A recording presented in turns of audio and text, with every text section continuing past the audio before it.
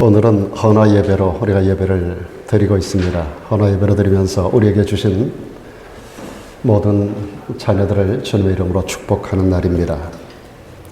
그래서 오늘도 주의 이름을 의지해서 오늘 여기 헌화식에 참여하는 아이들뿐만 아니라 우리 모든 우리의 자녀들 전체를 축복하는 그런 날이 되어지기를 바랍니다. 우리 모든 자녀들에게 하나님의 은혜와 진리가 임하는 그런 복된 날 되기를 주의 이름으로 축원합니다. 은혜와 진리, 은혜와 진리, 예수 그리스도에 대한 가장 중요한 그분의 정체라고 할까요? 그분은 은혜로 진리로 이 땅에 오신 분이기 때문에 은혜와 진리의 축복보다 더 큰 복은 없습니다. 그리고 우리의 모든 자녀들에게 한 가지 더 해서 하나님의 성령의 기름 부음이 충만한 그런 역사가 이루어짐으로 말미암아 그들에게 하나님의 성령의 이끄심을 따라서 귀한 생애가 우리 모든 자녀들에게 이루어지는 그런 역사가 함께 더불어 이루어지는 이 날이 되기를 주의 이름으로 축복합니다. 우리가 헌화식이라고 하는 것을 할 때 헌화식이 뭔가? 오늘 제가 이 교회에 와서 처음으로 헌화식을 하기 때문에 여러분들에게 헌화식에 관련된 부분들을 좀 말씀을 드리려고 합니다. 헌화식은 자녀가 하나님께서 우리들에게 주신 선물이기 때문에 하나님의 자녀임을 인정해서 자녀를 하나님께 드려서 키우겠다라고 하는 약속의 의식인 것입니다. 그리고 자녀를 하나님의 영광을 위해서 하나님의 뜻대로 양육하는 일에 그 일을 위해서 우리 부모가 자신을 바치겠다라고 하는 서약의 의식인 것입니다. 오늘 우리가 거행하려고 하는 헌화식은 어떤 교회, 어떤 교단에서 하는 유아 세례 혹은 침례와는 다른 것입니다. 침례식이나 세례식은 중요한 차이점이 뭔가 하면 자기 의식을 가지고 자기가 죄 이름을 깨닫는 데서 시작이 됩니다. 그래서 자신의 죄 이름을 깨달아서 스스로 죄를 회개하고 그리고 그리스도를 개인의 구주와 주님으로 영접한 사람이 구원의 확신을 가진 사람이 이후에 이루어지는 의식을 세례식 혹은 침례식이라고 하는 것입니다. 그런데 어린아이들에게는 아직까지 자기가 죄인이라고 하는 의식을 가질 수가 없습니다. 그런 자의식을 아직 가질 때가 아니죠. 그리고 이 아이들이 복음을 깨달을 수도 없고 예수님을 영접할 수 있는 그러한 지적인 능력을 가지고 있지도 못합니다.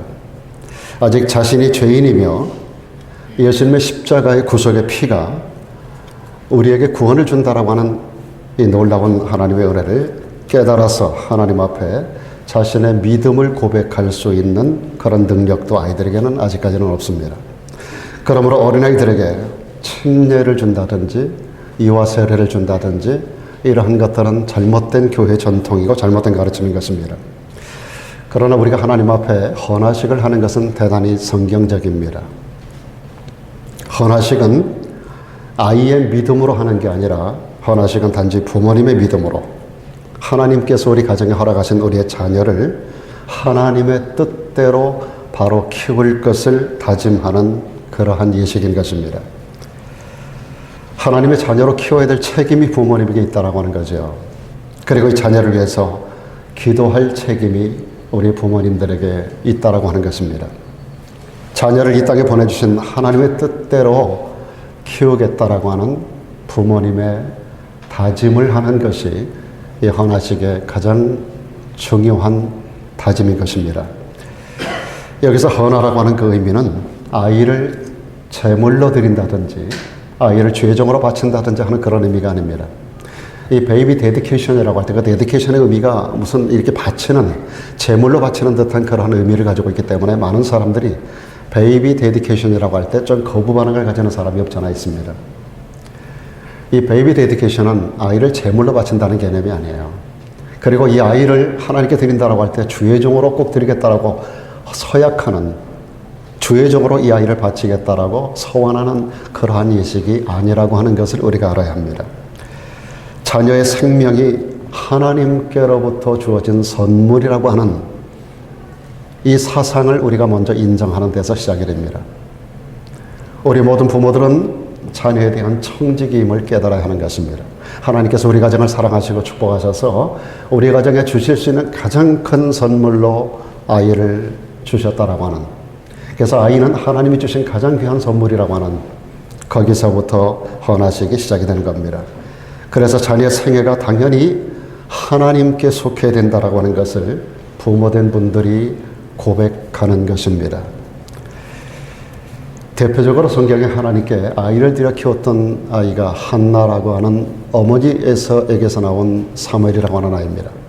사무엘은 다윗에게 기름을 부었을 뿐 아니라 사울 왕에게도 기름을 부었던 사람, 이스라엘의 역사 가운데 가장 위대한 역사를 감당했던 사람 중에 하나가 사무엘이라고 하는 사람인데, 이 사무엘의 어머니 한나,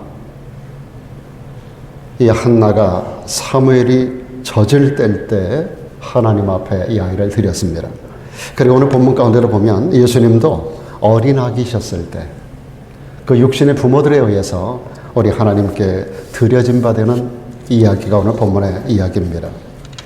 이 헌화식의 행위는 오늘 본문에서처럼 아이를 주님께 드리는 것에서 끝나지 아니하고, 오늘 이렇게 본문 가운데도 계속 보면 예수님께서 어린아이들이 왔을 때 이 아이들을 안으시고 안수하시고 이 아이들을 축복하는 장면이 기록되고 있는데, 이것처럼 오늘 교회가 이 헌화식을 통해서 온 교회가 이 어린아이들을 주님의 이름으로 축복하는 그러한 날입니다. 복을 내리는 분은 하나님이기 때문에 하나님이 주시는 복을 축복이라고 안 하고 하나님은 강복한다 그래요. 복을 내려주신다는 것이고, 우리가 하나님 앞에 복을 비는 것은 빌축자 복복자 해서 축복이라는 개념은 우리 인간이 하는 말이고, 하나님은 빌축자 복복자, 하나님이 축복하는 게 아니라 하나님은 강복하시는 하나님이신 것입니다.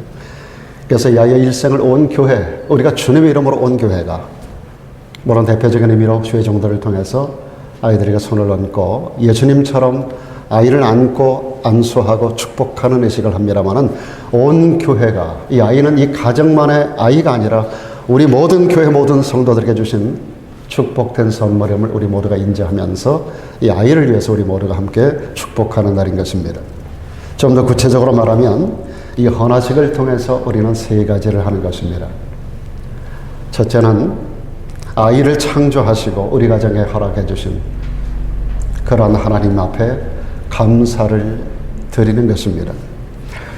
자녀는 우리 하나님께서 우리들에게 주신 가장 귀한 선물입니다. 성경은 말씀합니다. 한 영혼이 천하보다 귀하다라고 말씀하셨어요. 제가 존경하는 대전에 저희 교수님 중에 한 분, 권혁봉 교수님이라는 분이 계신데, 이분이 일생 동안에 교수만 하셨어요. 학교 학장도 하시고 참 대내외적으로 굉장히 큰일을 하시고, 한국의 책 번역 10대 번역가 중에 하나로 굉장히 많은 그 미국의 기독교 서적들을 번역을 하시는, 그분은 하룻밤이면 약 300페이지 분량의 미국 원서를 한국말로 번역하는, 그래서 한국 최고의 번역가 중에 한 사람인데, 자, 이 목사님이 어느 날 저녁 때 집에 들어왔더니 그 집은 이제 전세를 사는 집이었습니다. 이번 연세가 60대였었는데 집에 들어오니까 사모님이 마침 집에 찾아온 손자 두 아이를 막 갓난아이인데 양쪽에 안고 그 아이를 막 어르고 막 달래고 하는 그런 모습을 봅니다. 들어오자마자 사모님에게 당신 좋겠어. 그랬더니 사모님이 막 불평하면서 야단을 하는 거예요.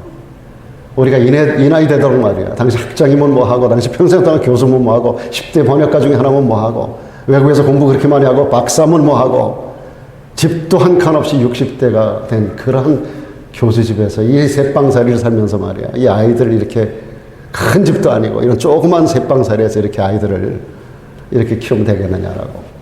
그때 이 목사님이 지금 이렇게 미소를 지면서 그런 얘기를 하셨다는 거예요. 그분이 우리 교단 신문에 늘 수필을 쓰셨어요. 그 수필 내용 가운데 한 부분입니다. 그런 자기 아내를 바라보면서 핀 것이, 이분이 웃으면서, 여보, 집 한 칸이 대수요. 당신 양팔에 천하보다 귀한 두 생명이 있는데, 오늘 세계에서 가장 많은 재산을 가진 사람이 그 재산을 받고 이 아이 하나를 살 수 있겠소? 그렇게 귀한 선물 둘이나 가슴에 안고 있으면서 집 한 칸 없다고 투덜대는 당신이 우습소. 당신 예수 믿는 사람 맞소? 그런 얘기 하는 것을 그분의 수필에 기록한 것, 우리 교단지에서 제가 본 적이 있습니다. 여러분, 한 선물, 한 생명이라고 하는 것은 그 가치가 천하를 주고도 바꿀 수 없는. 그래서 저는 일생을 살아가면서, 목회하면서 하나님 앞에 감사하는 게 뭐냐면, 내가 목회자로 부름을 받았고, 그리고 오늘날까지 수십 년 동안 목회해오는 동안에 나로 말미암아 예수를 믿게 되고 나로 말미암아 구원을 얻게 하는 그런 도구로, 내가 구원을 주는 것은 아니지만 그러한 도구로 쓰임을 받는다라는 것. 중단할 수 없는 전도의 길에 서야만 되고, 우리가 일생 동안 복음을 전하는 자로 수많은 사람들에게 복음을 전하고, 많은 사람들이 양육과 교육과 설교를 통해서 예수님을 고백하고 구원받아가는 그런 모습들을 바라보면서 늘 감사하면서, 나는 다시 태어난다 하더라도 다시 목사가 되리라. 내가 가진 집안채가 미국에 하나도 없습니다. 내가 가진 재산이 여러분과 비교할 때 아무것도 가진 게 없습니다. 그러나 저는 천하를 소유한 자 조금도 부럽지가 않아요. 가장 재산을 많이 가진 사람 부럽지 않아요. 내 하는 일에 대해서 조금도 세상 그 어떤 사업가보다, 그 어떤 기업체를 끌어가는 CEO보다 저는 조금도 그들을 부러워해 본 적이 없어요. 솔로몬이 그런 말을 했습니다. 세상 모든 거 다 가져보았다. 다 누려보았다. 할 수 있는 거 다 해봤다. 그리고 내 인생을 돌아보니 헛되고 헛되며 헛되고 헛되니 모든 것이 헛되도다. 내가 해 아래서 바람을 잡는 것과 같았도다. 그런 이야기를 솔로몬이 합니다. 그는 누릴 수 있는 모든 걸 다 누려보았어요. 가질 수 있는 모든 걸 다 가져보았어요. 세상 모든 사람의 지혜를 다 모아도 솔로몬의 지혜를 능가할 수 없었어요. 하늘 위를 나는 새부터 바닷속의 미물에 이르기까지 온 세상 모든 만상을 그가 논하지 못하는 것이 없었어요. 그는 학자도 아니며 과학자도 아님에도 불구하고 이 모든 것을 꿰뚫어하는 탁월한 지혜를 가졌던 사람이에요. 그랬던 그가 여자도 1000명이나 데리고 살았거든요. 하루에 그가 먹는 식물이 성경에 나와요. 그 궁중에서 소비하는 그런 식물들. 전 세계 수많은 모든 왕들이 가장 부러워서 어떻게 하면 땅끝에서라도 솔로몬의 얼굴을 한번 보고 그의 이야기를 한 번이라도 들어보기 위해서 얼마나 많은 사람들이 그 수많은 예물을 싸들고 오는 그런 스토리들이 열왕기서에 잘 기록되고 있지 않습니까? 그런 그가 하는 말이 모든 게 헛되다라고 하는 것입니다. 상대적으로 한 생명을 바로 세운다는 것, 한 생명을 하나님 앞에 세운다는 것, 한 생명의 소중함을 깨닫는다는 것, 한 영혼을 내가 얻는다는 것, 한 사람을 얻는다는 것, 이것은 가장 큰 축복이라고 하는 것입니다. 특별히 가정에 어느 가정은 2아이를 얻었어요.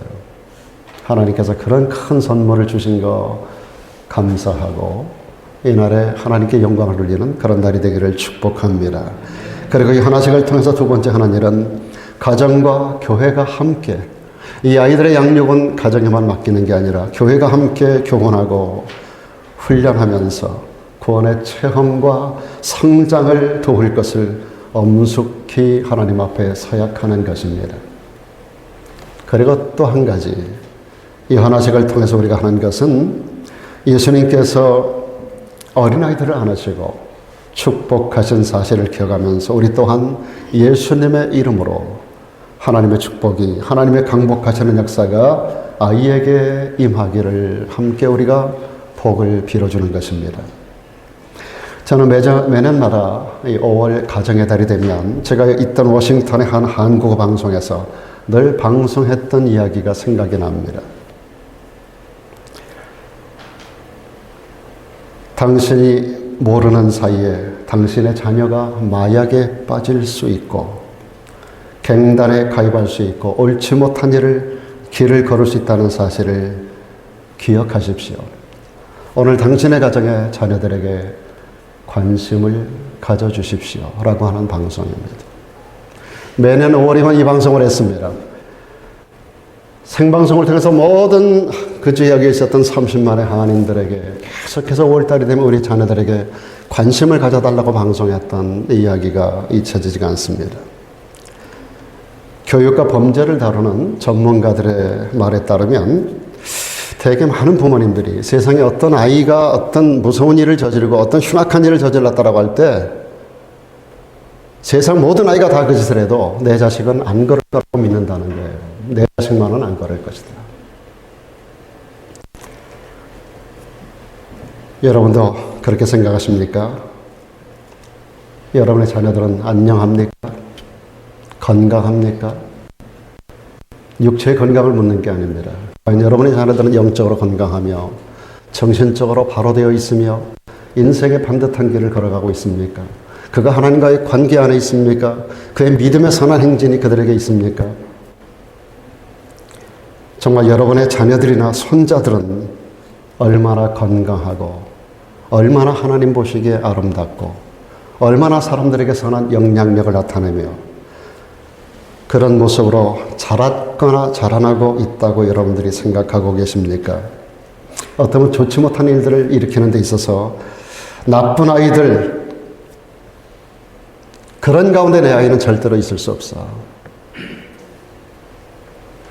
다른 아이들은 몰라도 내 아이들은 절대로 그렇지 않을 거야 라고 하는 그런 생각을 여러분들이 막연하게 가지고 있지는 않습니까? 예로부터 세 가지는 자기 마음대로 안 된다 그랬습니다. 건강 문제, 재산 문제, 그리고 자식 문제. 이 세 가지는 내 뜻대로 안 된다는 말이 있습니다. 여러분 건강에 자신이 얼마나 있으십니까? 오늘의 이 건강이 앞으로 10년을 계속 갈까요? 여러분들이 가진 재산이 얼마나 되는지 그 재산이 앞으로 10년 동안 계속 컨티뉴 될까요? 소위 버는 놈 따르고 쓰는 놈 다르지 않습니까? 여러분이 자녀들 허락받았는데 그 자식들이 내 마음대로 커지던가요? 그러면 이렇게 미확실한 우리 자녀들을 우리가 어떻게 키워야 되는가? 이런 주제를 우리가 생각해야 합니다. 오늘 지혜자에게 듣기를 원합니다. 그 지혜자 솔로몬이 뭐라고 이야기하는가? 마땅히 행할 길을 아이들에게 가르치라는 거예요. 그러면 늙어도 그것을 떠나지 않는다.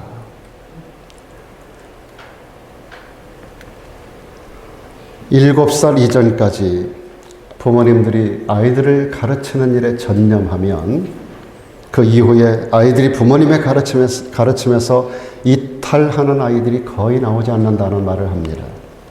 대부분의 학자들이 공통된 주장을 그렇게 합니다. 7살 이전에 정말 귀에 딱지가 지도록 아이들에게 바른 길을 가르치고 인생의 길에 있어서 하나님과 관계가 중요함을 계속 가르치게 되면 이 아이들이 절대로 탈선하지 않게 된다라고 하는 말을 하게 된다는 거예요. 그러므로 아이들에게 가장 중요한 교육은 교회 교육 이전에, 학교 교육 이전에 부모의 교육이 가장 중요한 교육이라고 하는 사실을 우리 부모님들이 꼭 인식할 수 있어야 됩니다. 교회 갔다 아이들을 맡기면 자동으로 되는 게 아니에요. 학교에 맡기면 자동으로 아이들이 성장되는 게 아닙니다. 부모의 교육이 1차적이고 굉장히 중요한 베이스를 구축한다는 사실을 부모님들은 꼭 깨달아야만 되는 겁니다. 저는 미국에서 부모님들이 가정교육은 등한히 하면서 큰 교회, 프로그램 많은 교회, 프로그램 좋은 교회, 가지고 그런 교회에다가 갖다 집어넣으면 자동적으로 애들이 자동적으로 저절로 교육이 되고 사람이 만들어지는 줄로 알고 가정교육은 등한시하는 그런 부모님들을 참 많이 봤습니다. 우리가 지금 이 소도시에 있어서 잘 모르지만 저는 대도시에서도 목회를 오래 했기 때문에 그런 사람들의 그 흐름을 너무너무 잘 알아요. 그런데 그 중에 얼마나 많은 아이들이 탈선하는지 몰라요. 1부는 와서 예배드리고 2부는 교회 널찍한 구석구석에서 마약하고 구석구석 나무 밑에서 별 이상한 짓들을 다 하고 아이들을 교회만 집어넣으면 자동으로 될 줄로 하는 그러한 어리석은 부모님들을 전 참 많이 봤어요. 큰 교회 시설도 중요하고 프로그램도 중요할 수 있습니다. 그러나 그것이 시설이 프로그램이 사람을 만드는 게 아닙니다. 여러분 지나간 역사를 보세요. 위대한 하나님의 사람들이 어떤 교회에서 나왔는지 대부분의 저 시골이나 저 깡촌이나 저 작은 어떤 개척교회나 이런 교회에서 인물이 만들어졌지 큰 교회에서 인물 나왔다는 사람 거의 찾기 어렵습니다. 거의 이상하지 않습니까? 세상의 대통령도 똑같지 않습니까? 이상하지 않습니까 여러분? 일생에 가장 큰 영향을 받는 그 아이 시절에 부모님이 어린아이의 교육을 책임져야 된다는 사실을 우리 부모님들은 꼭 기억을 해야 합니다. 이를 위해서 매일같이 가능한 대로 지금부터라도 from now on, 이제부터라도 좋습니다. 이제부터라도 집에서 가정 예배를 시작해 보시기를 부탁을 드립니다.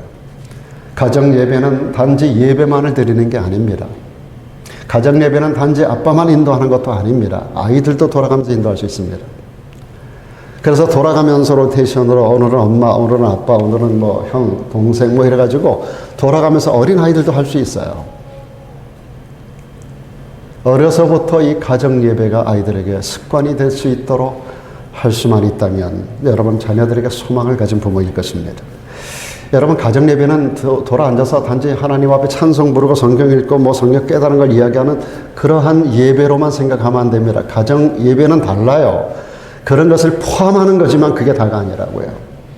그 자리에서 아이들의 고민도 듣고 아이들이 어디에 관심을 가지고 있는 것도 아이들을 통해서 이야기를 듣고 아이들이 지금 어떤 생각을 가지고 세상을 사는가도 이야기를 듣는 거예요. 이 아이들이 앞으로 뭐가 되기를 원하고 부모에게 무슨 요청이 있고 평상시에 대화가 끊어지기 때문에 아이들이 어떻게 크는지를 몰라요. 부모님들이. 그런데 이런 모든 것들을 가능하게 하는 것은 가정예배를 통해서 가능한 것입니다. 여러분 유대인들이 저렇게 위대한 민족이 되는 거 가정예배에 있는 거예요. 다른 거 없습니다. 그들은 전 세계 어느 곳에 나가 있어도 쉽게 말하면 뭐 특수한 상황이 아니면 금요일이든지 어떤 날 하루는 반드시 와서 식사를 같이 해야만 되는 룰이 있어요. 가정마다. 꼭 그들은 밥상머리에 앉아서 아빠는 꼭 그 율법책을 펼쳐놓고 그리고 어느 때든지 대화할 자세를 가지고 있습니다. 한국 사람들은 대화를 가르쳐요. 제가 아버지 학교도 해보고 또 이 부모님들에 대한 그 세미나도 해보고 가정 여러 가지 세미나들을 많이 과거에 그 세미나 강사로 그런 일들을 많이 해봤는데 그렇게 해서 이제 대화가 중요함을 가르쳐요. 그러니까 막상 대화해보라 그러면 집에 가면 대화가 안 된다는 거예요. 아이들한테 앉혀놓고 우리 대화하자. 그러면 아이들이 그런다는 거예요. 아빠 대화하세요. 그게 다예요. 할 말이 없어. 훈련이 안 되면 안 됩니다. 이게 어려서부터 훈련이 자꾸 돼야 되는 거예요.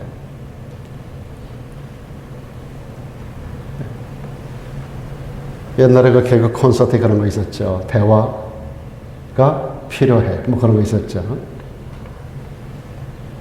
그 아빠는 늘 앉아서 밥 먹자. 대화가 없어. 밥 먹자가 대화 다 해요. 도대체 아들이 무슨 생각하는지, 와이프는 대낮에 뭘 하는지, 우리 남편은 출근하면 제대로 이 돈을 제대로 벌다 오는지, 그냥 집에 들어오면 밥 먹자. 그럼 끝이야. 대화가 평상시에 이루어지기 위해서 가정 예배가 필요한 거예요.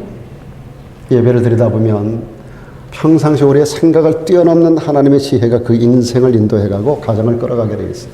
성령의 기름 부으심이 주도적으로 역사를 해서 성령께서 우리 가정의 모든 분위기를 부드럽게 이끌어 가시는 거예요. 참 놀라운 일들이 이루어집니다. 가정 예배뿐만이 아닙니다. 기회가 될 때마다 성경 가르침을 근거로 하는 가치관을 아이들에게 심어줘야 돼요. 아이들에게 경건한 삶이 무엇인가를 자식들에게 부모님들이 그의 삶을 통해서 보여줄 수 있어야 돼요. 엄마가 늘 일어나면 기도하는 그 무릎 꿇는 모습을 아이들이 보고 커야 돼요. 아이들이 경건하게 성경을 읽는 아빠의 모습을 보면서 커야 된다. 같이 띄워주고 놀아주는 거 중요합니다. 가서 고기 구워주는 거 중요하고 여기저기 다니면서 좋은 것들을 체험하게 하는 거 중요하지만 그런 것들은 아무것도 아닌 거예요.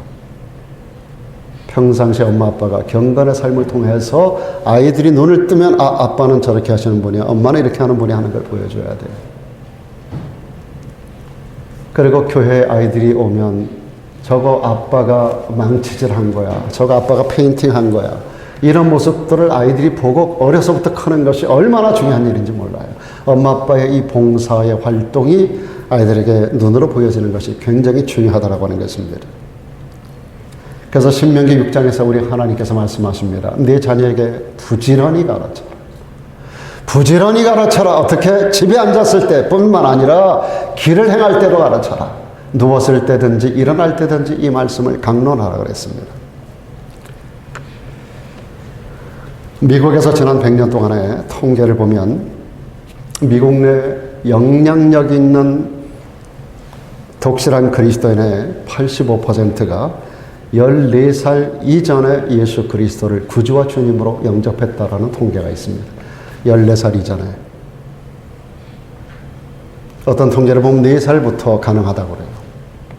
이것은 아이들의 교육이 부모님에게 달려있다는 겁니다. 교육이 이전에, 학교 교육 이전에 부모님의 교육이 가장 선행되고 가장 중요한 교육이라고 하는 거 우리 부모님들이 잊어서는 안 되는 겁니다. 분명히 말씀합니다. 아이들에게 부지런히 가르치라. 귀에 딱지가 지도록 가르치라는 거예요. 부지런히 가르쳐라. 어릴 때 경건한 가정에서 자라고 어릴 때 신앙교육을 받는 것은 정말로 중요한 것입니다. 캐토릭에 가면은 5살 이전에 우리들에게 교육을 맡기면 일생을 캐토릭의 그 범주 안에 묶어둔다는 말이 있어요. 5살 이전에만 캐토릭 교회 안에 집어넣으면 평생을 캐토릭을 떠나지 않게 하겠다는 거예요. 그들의 교육의 슬로건이에요. 그래서 거기 깊숙이 들어간 사람은 아무리 성경을 갖다 놓고 성경이 하나님 말씀인 걸 가르쳐주고 알아도 절대로 빠져나오질 않습니다. 참 이상해요. 저는 수많은 사람들을 전도해봐도 그들처럼 끌어내기 어려운 사람들 정말 보기 어렵습니다. 다 알아도 가르쳐줘도 자기 길을 가겠다는 거예요. 그렇게 처음 교육이 중요하고 무서운 것입니다. 어릴 때부터 가정예배 또 교회 예배에 참석하는 것은 이 아이의 전생애에 아주 막대한 지대한 영향을 미치게 됩니다. 그래서 성경은 말씀합니다. 분명히 아까도 말씀드린 대로 마땅히 행할 길을 행할 바를 아이들에게 가르치라는 거예요. 그러면 늙어서도 그 길을 떠나지 않게 된다는 것입니다. 사무엘의 어머니 한나는 그 아들이 젖될 무렵에 그를 하나님께 갖다 바칩니다. 그럴 때 그 아들을 민족의 위대한 지도자로 하나님이 사용하셨습니다. 침례 요한의 어머니 엘리사벳은 그 아들이 복중에서 뛰놀 때 아직 아이가 세상에 태어나기도 전에 하나님께 드렸습니다. 그럴 때 이 아이가 그 민족에 끼친 영향력, 그가 세상에서 존재하는 날 동안에 그가 나타냈던 그 민족적인 영향력이 얼마나 컸습니까? 오죽하면 예수님께서 그랬겠어요. 침례 요한이 여자가 낳은 자 중에 가장 큰 자라고 말씀하셨습니다. 아담 이후 세상에 태어난 모든 인류 가운데서 가장 큰 인물로 세워진 자가 침례 요한이에요. 그렇게 만들기까지 그 어머니 엘리사벳이 복중에 있는 아이를 하나님께 드려서 키운 거예요. 그 아이는 복중에 있으면서도 예수 그리스도의 잉태된 마리아가 집에 들어올 때 이 안에서 기뻐 뛰놀았다고 했어요. 복중의 아이가 엘리사벳이 아이를 배에 가지고 있을 때, 그때가 수태한 지 6개월 됐을 때, 그리고 마리아가 막 수태했을 때 마리아가 엘리사벳에게 찾아옵니다. 그럴 때 이 엘리사벳의 뱃속에 있는 복중의 애가 예수님이 그 마리아의 뱃속에 있는 거, 이 아이가 여기서 알아보고 기뻐 뛰놀았어요. 그렇게 영적인 가정에서 성장했던 거죠. 그 아버지가 사가랴 제사장이었잖아요. 디모데의 외할머니 로이스, 그 어머니 유니게는 일생 동안 잊을 수 없는 신앙적인 감화와 신앙의 유산을 그 아들 디모데에게, 외손자 디모데에게 물려주었습니다. 디모데는 사도 바울이 성경에 여러 번 언급하고 있는 초대교회 위대한 지도자로 성장하게 됩니다. 오늘 이 자리에 모든 할아버지들, 할머니들, 그리고 우리 엄마, 아빠들 모두는 청지기 자세를 가지고 우리에게 허락된 모든 자녀들과 앞으로 허락될 모든 자녀들, 그들을 주의 교양과 훈계로 양육하며 우리의 자녀들 가운데서 장차 이 시대에 위대한 영향력을 나타내는 이 미국 사회를 넘어서서 이 글로벌한 시대 전 세계적인 막대한 영향력을 나타내는 그런 인물들로 여러분의 자녀들을 많이 배출해내는 이 아름다운 교회가 되기를 주의 이름으로 축복합니다.